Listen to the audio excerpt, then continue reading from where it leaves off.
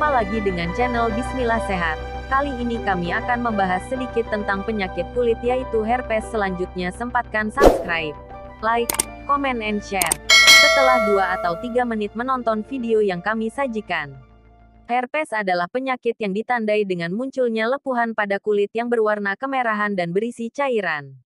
Penyakit herpes termasuk dalam penyakit jangka panjang.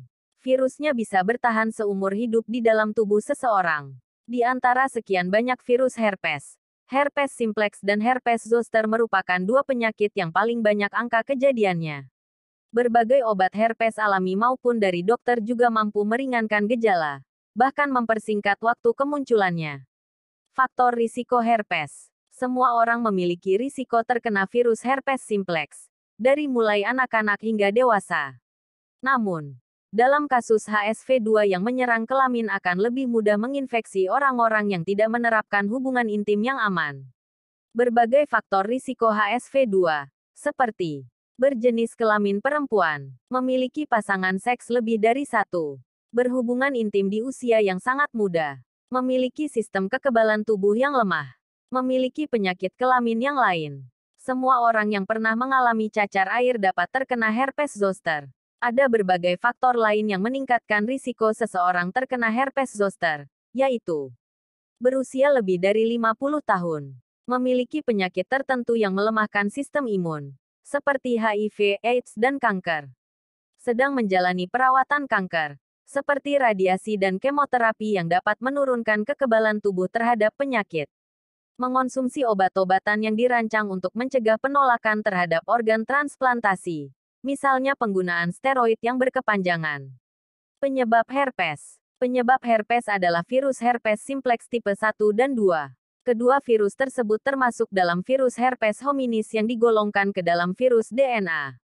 Penularan infeksi herpes juga bisa terjadi melalui kontak langsung, yakni kulit dengan kulit pengidap yang terinfeksi.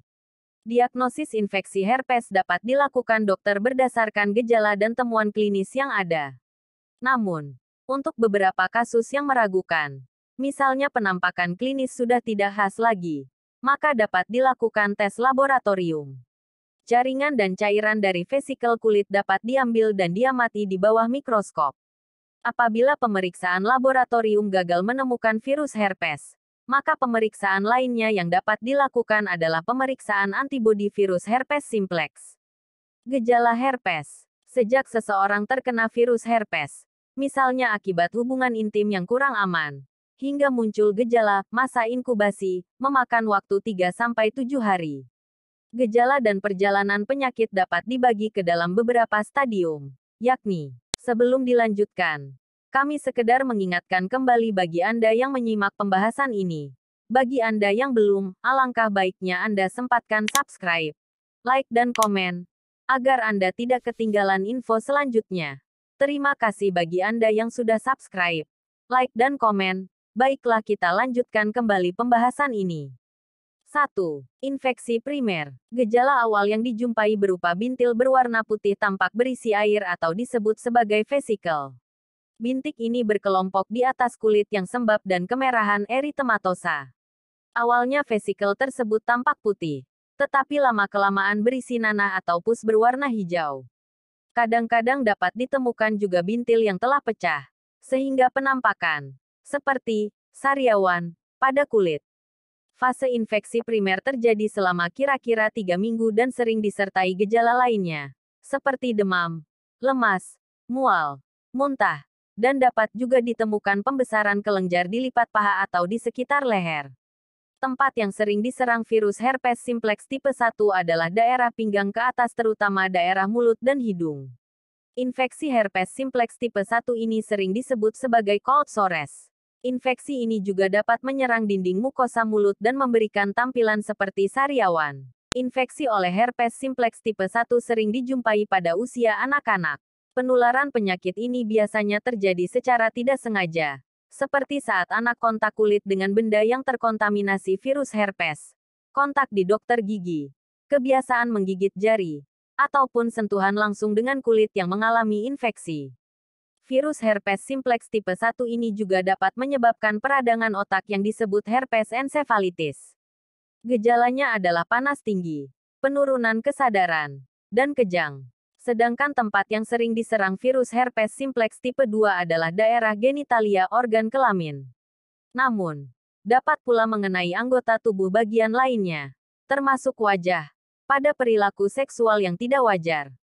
Virus herpes simplex tipe 2 ini juga dapat menyebabkan peradangan otak, terutama pada bayi-bayi yang lahir pada ibu yang sedang mengalami infeksi herpes pada organ genitalianya.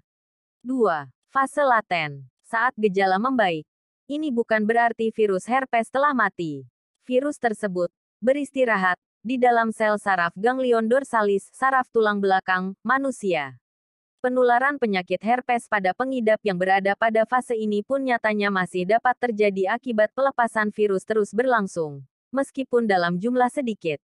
Dengan demikian, bisa saja seseorang terkena infeksi herpes dari pasangannya yang dari penampilan fisik tampak sehat-sehat saja. 3. Infeksi rekuren. Virus yang beristirahat pada fase laten suatu saat dapat aktif kembali. Faktor-faktor atau kondisi-kondisi yang dapat mengaktifkan infeksi tersebut, antara lain trauma fisik, seperti demam, infeksi oleh penyakit lain, penyakit HIV/AIDS, hubungan intim, kurang istirahat, menstruasi, dan sebagainya. Trauma psikis, seperti gangguan emosional dan depresi. Penggunaan obat-obatan dan terapi kanker. Gejala yang timbul umumnya lebih ringan dibanding infeksi primer dan berlangsung lebih sebentar, yakni 7-10 hari. Kelainan kulit dapat timbul pada tempat yang sama, loko, atau pada tempat baru di sekitarnya, non-loko. Sebelum munculnya kelainan kulit, pengidap dapat merasakan beberapa gejala pendahuluan prodromal, seperti rasa panas, gatal, dan nyeri di daerah kulit tersebut. Selain gejala khas untuk setiap fase di atas, terdapat beberapa gejala tambahan lainnya, yakni pada pengidap wanita, gejalanya dapat terjadi disuria atau rasa nyeri saat buang air kecil. Keputihan, gejala neuropati, meliputi susah buang air kecil, konstipasi, sembelit ataupun hilang sensasi pada kulit. Komplikasi herpes, komplikasi yang dapat terjadi akibat penyakit ini, antara lain penyebaran infeksi ke bagian tubuh lain, radang otak dan selaputnya, radang paru-paru, hepatitis, esofagitis, kematian jaringan retina mata. Komplikasi dari infeksi virus varicella zoster tidak selalu terjadi pada pengidap cacar air. Komplikasi seringkali terjadi pada anak-anak, lansia, wanita hamil, dan orang yang kekebalan tubuhnya lemah. Beberapa komplikasi yang terjadi akibat cacar air, antara lain ruam menyebar ke bagian mata, ruam yang diikuti oleh sesak napas dan sakit kepala, ruam yang diikuti dengan infeksi bakteri sekunder pada daerah tersebut. Pencegahan herpes. Herpes adalah penyakit yang ditandai dengan munculnya lepuhan pada kulit yang berwarna kemerahan dan berisi cairan. Penyakit herpes termasuk kondisi jangka panjang, sebab virusnya bisa bertahan seumur hidup di dalam tubuh. Di antara sekian banyak virus herpes, herpes simplex dan herpes zoster merupakan dua penyakit yang paling banyak angka kejadiannya. Berbagai obat herpes herbal atau dari dokter akan membantu meringankan gejala, bahkan mempersingkat waktu kemunculannya. Terima kasih sudah menyimak info dari Bismillah Sehat. Tunggu info selanjutnya. Tentu dalam tema yang berbeda. Semoga bermanfaat bagi Anda dan keluarga.